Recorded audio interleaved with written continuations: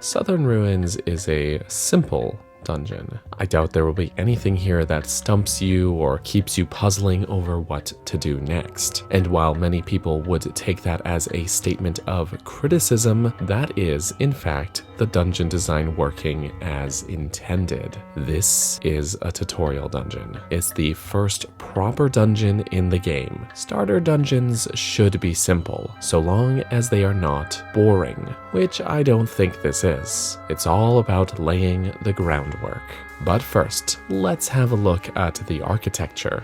It looks pretty good. The whole place just reeks of lost ancient ruins with stone bricks and signs of deterioration that go back farther than the recent collapse of the structure that we witnessed during the game's prologue. My only real critique might be that because it leans so heavily into that idea, it comes across as a little generic and without a strong visual identity of its own like later dungeons will have. As though if it were removed from its context within the game, it could be slotted in pretty much anywhere in Hyrule. It's the epitome of generic Zelda dungeon. However, I do think that was intentional to an extent, and we'll circle back to why that is in a little bit. Despite that lack of strong visual theming, Southern does have some nice memorable set pieces and visual landmarks that do help it stand out, such as the massive elevator, these moving platforms, and this long dramatic staircase. So it's not without some cool moments. Moments that are there to tie our second venture into the dungeon